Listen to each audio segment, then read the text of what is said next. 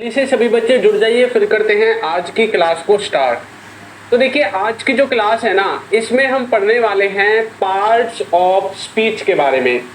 तो बच्चों को ना पार्ट्स ऑफ स्पीच को लेकर बहुत ज़्यादा कंफ्यूजन रहता है, उनके समझ नहीं आता है कि पार्ट्स ऑफ स्पीच का जो इस्तेमाल है वो हम कैसे करते हैं। अब पार्ट्स ऑफ स्पीच के अंदर ना इस तरह के कुछ वर्ड्स आते हैं जैसे नाउन, प्रोनाउन, एडवर्ब, एडजेक्टिव। तो इनको लेकर तो बच्चे डर ही जाते हैं, है ना। इंग्लिश का यदि नाम लो तो सबसे पहले यही आते हैं निकल के कि भाई मुझे तो पता ही नहीं है नाउन क्या होता है, प्रोनाउन क्या होता है, एडवर्ब क्या होता है। तो बच्चे यहीं पर कंफ्यूज हो जाते हैं और फिर वो इंग्लिश को पढ़ना ही छोड़ देते हैं। लेकिन आज की जो वीडियो है ना, इसमें हम इनको बिल्कुल बहुत ही सरल भाषा में समझने वाले हैं। तो जितने भी बच्चे जुड़े हुए हैं, वीडियो को सबसे पहले लाइक करें और अगर आपका कोई भी डाउट आता है तो आप हमें कमेंट करके पूछ सकते हैं। आपका जो डाउट है वो सॉल्व किया जाएगा, ठीक है। चलो तो करें स्टार्ट। सबसे पहले देखिए, यहाँ पर मैंने एक चीज लिखी हुई है कि पार्ट्स ऑफ स्पीच में मैंने लिखा हुआ है शब्द भेद। क्या लिखा हुआ है?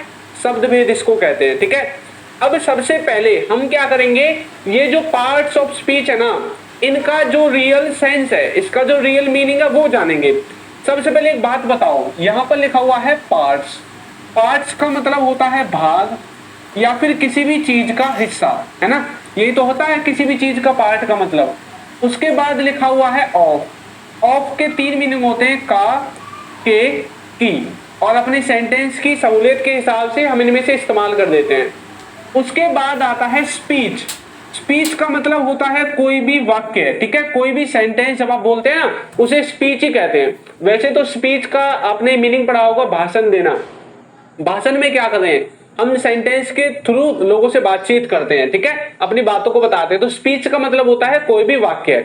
अब इसको यदि हम पढ़ें पीछे से तो वाक्य के भाग या फिर वाक्य के हिस्से। तो जो भी हम सेंटेंस बोलते हैं, ठीक है, तो उस सेंटेंस को बनाने के लिए हमने अलग अलग वर्ड्स का इस्तेमाल किया है। जैसे कि देखो, जैसे मैंने बोला दोस्तों, क्या आप अपना टाइम फेसबुक और इंस्टाग्राम पे वेस्ट कर रहे हो? इसी वक्त बंद कर दो टाइम पास करना, अगर आपको भी चाहिए एक एक्स्ट्रा सोर्स ऑफ इनकम। दोस्तों, मैं ऐसे बहुत सारे लोगों को जानता हूं जो या तो रिटायर हो चुके हैं। राहुल इज गोइंग, ठीक है, राहुल इज गोइंग देयर। मैंने बोल दिया, ध्यान से समझना, बहुत अच्छा कॉन्सेप्ट है, ठीक है। राहुल इज गोइंग देयर, इसकी हिंदी है कि राहुल वहां जा रहा है। राहुल वहां जा रहा है, ठीक है। अब यहां पर देखो, हमें इस सेंटेंस को बनाने के लिए कितने वर्ड्स की जरूरत पड़ी है। सबसे पहले हमने राहुल लिया, फिर वहां, फिर जा, फिर रहा, फिर है, यानी कि 1 2 3 4 और 5 टोटल वर्ड्स हमने लिए हैं, ठीक है। इधर देखो, एक राहुल, दूसरा इज, तीसरा गोइंग, और उसके बाद हमारा 4th नंबर पे आ जाएगा देयर, ठीक है। तो अब इन वर्ड्स का कुछ ना कुछ मीनिंग होगा। जब हमने इसको इस्तेमाल किया है तो कुछ ना कुछ इनका यहाँ पर मीनिंग होगा, इनकी कुछ ना कुछ इंपॉर्टेंस होगी। यहाँ पर भी हमने सेंटेंस में इसको इस्तेमाल कर दिया। ऐसे थोड़ी कहीं से भी कुछ भी उठा करके सेंटेंस को बना दिया और उसने सेम टू सेम ये सेंस दे दिया, नहीं। हर एक वर्ड का अपना एक मीनिंग है। हर एक वर्ड अपने आप में एक मतलब एक मीनिंग रखता है कि भाई मैं इस्तेमाल किया गया हूं तो मेरा मीनिंग ये रहेगा, मैं ये काम करूंगा सेंटेंस में। तो इंग्लिश ग्रामर में क्या किया गया है कि हर एक वर्ड को उसके काम करने के हिसाब से एक नाम दिया गया है। क्या दिया गया है? एक नाम दिया गया है। हर एक वर्ड को उसके काम करने के हिसाब से एक नाम दिया गया है और उसी नाम को हम इंग्लिश ग्रामर में पार्ट्स ऑफ स्पीच टॉपिक के अंदर पढ़ते हैं। अब जैसे कि ये जो राहुल है, ये नाम है, तो इसको हम बुला देंगे नाउन। क्या बोल देंगे? नाउन। ये जो इज है, इसको हम बोल देंगे हेल्पिंग वर्ब।